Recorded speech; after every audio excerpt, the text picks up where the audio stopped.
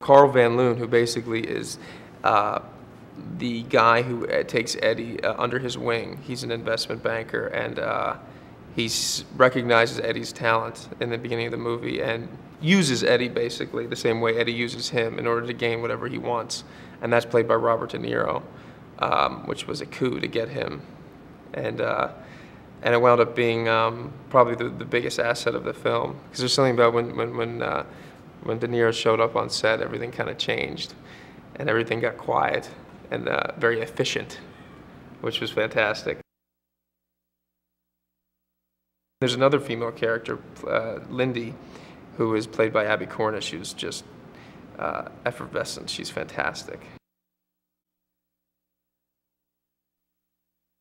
He takes it, and it certainly solves the writing dilemma because he's able to write his manuscript very fast.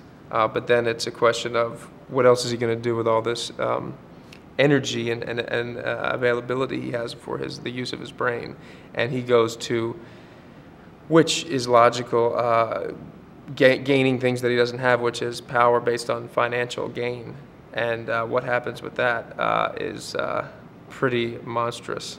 And fantastic. You know, he flies high for a while, and then it's going to catch up to him. And also, what happens to, I mean, is this drug that clean that there's no side effects? And he gradually learned that there's a lot more than what he bargained for.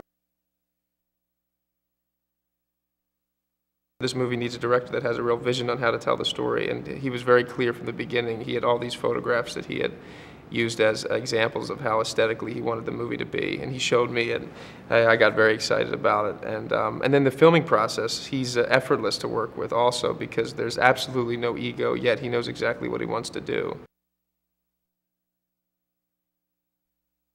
I was definitely scared to play this role, yeah.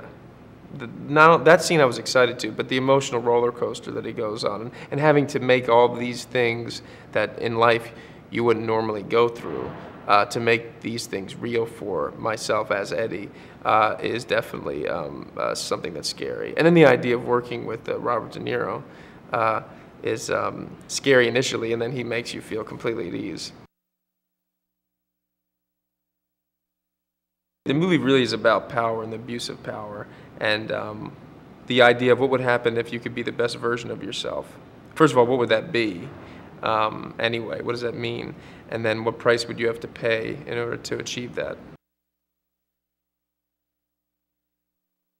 My hope is that audiences watching this movie will live vicariously through Eddie and what would happen to him, what could happen to them if they took this drug, and enjoy the highs of it, and then deal with the ramifications of the reality of what happens when you do go down that road.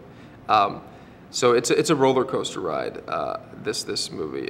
From the beginning to the end, it just doesn't stop.